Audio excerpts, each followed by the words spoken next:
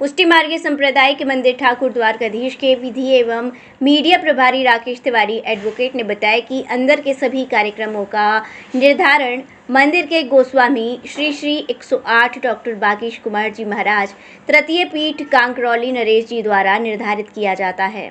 उसी के तहत अधिक मास और श्रावण मास के सभी कार्यक्रम संपन्न होते हैं और उसी के तहत अधिक मास में विभिन्न कार्यक्रम आयोजित हुए और श्रावण मास में प्रमुख घटाओं का आयोजन किया गया, जिसमें हरी घटा, गुलाबी घटा, लाल घटा, आसमानी घटा, लहरिया घटा, सौंसनी घटा, काली घटा आदि सभी घटाओं का आयोजन किया गया।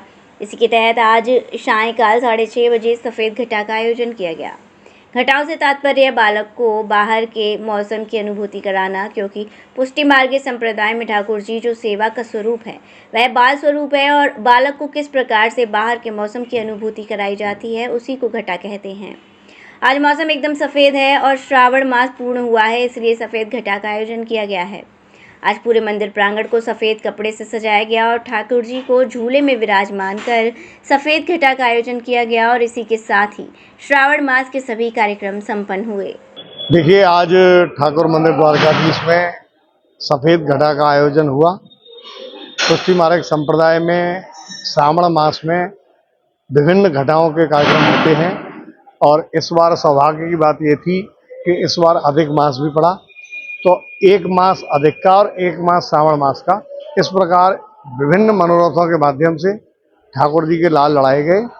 और श्रावण मास में प्रतिवर्ष घटाओं का आयोजन होता है, क्योंकि ठाकुर जी की जो सेवा है उसका स्वरूप बाल स्वरूप है और बालक को बाहर के मौसम की अनुभूति कराने को घटा कहते हैं।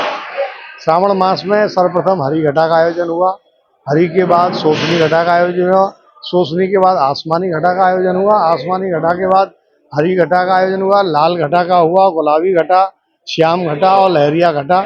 उसके बाद आज सफ़ेद घटा का आयोजन हुआ। सफ़ेद घटा से तात्पर्य है श्रावण मास की समाप्ति। अतः आज के दिन घटाओं के कार्यक्रम का समापन हुआ और श्रावण मास के कार्यक्रमों में अब जो कार्यक्रम है वह हेडोला विजय का कार्यक्रम है, जो 3 तारीख को होगा। रक्षाबंधन का पर्व 31 तारीख को कल होगा और उसके बाद जन्माष्टमी पर्व की तैयारियां होंगी और उसमें 7 तारीख को जन्माष्टमी का पर्व और 8 तारीख को नंद महोत्सव का कार्यक्रम ठाकुर मंदिर द्वारकाधीश में आयोजित किया जाएगा। कितने श्रद्धालुओं ने दर्शन किए? श्रद्धालुओं की गिनती कर पाना बड़ा मुश्किल काम है। आपने शब्द कहा श्रद्धालु, जिसकी श्रद्धा है वो दर्शन करेगा ही करेगा। श्रद्धालु देश विदेश से सब जगह से आए, लेकिन चूंकि पर्व है तो पर्व को देखते हुए लोगों का रुझान पर्व की तरफ है। पर्व से जो कंफ्यूजन है, कुछ लोग आज रक्षाबंधन मना रहे हैं, कुछ लोग कल मनाएंगे, इसलिए संख्या बल के बारे में ज्यादा कुछ कहा नहीं जा सकता, लेकिन ठाकुर जी के भक्त थे, उनने दर्शन किए। Ranked among top 15 universities and endowed with the state-of-art infrastructure, Sanskriti focuses on innovation, research, skill and holistic development of students. No wonder Sanskriti has 91% placement record. Sanskriti University for excellence in life.